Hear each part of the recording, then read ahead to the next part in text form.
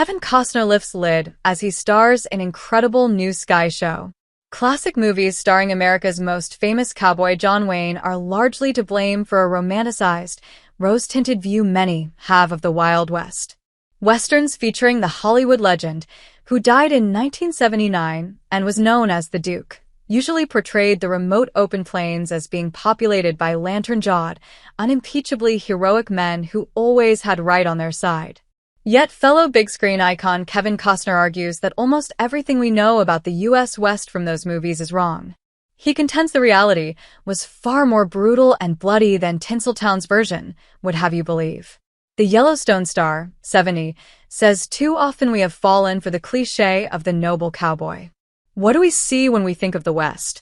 A gunfight between some small-town sheriff and a gang of outlaws?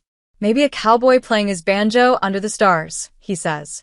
But if we choose to look a little closer, we can see beyond these images to another kind of story, of people who came to make a home no matter who is already there, and of a land that shows us bounty, but all too often gives us blood.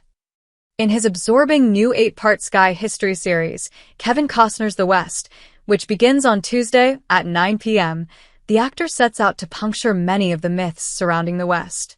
His deep and abiding love of Westerns was born when he was first captivated as a 7-year-old by how the West was won at the Cinerama Dome in Hollywood. Kevin Costner breaks silence on co-star's death at age of 73.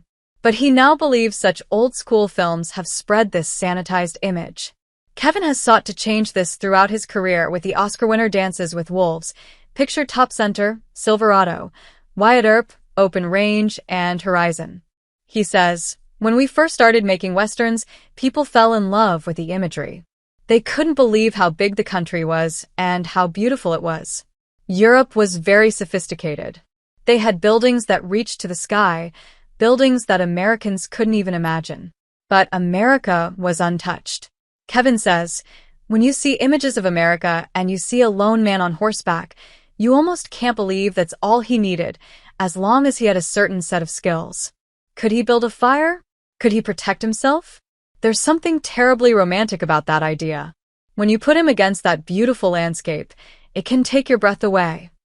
But he adds, "You didn't think about any of the hardships, so we just romanticized what we saw. We didn't see the exploration and the confrontation, which usually ended in blood. People didn't really want to see that, the slaughter, fear, and cultures clashing. People flinched when they saw that. The romantic idea is one of heroism, which is a little more acceptable,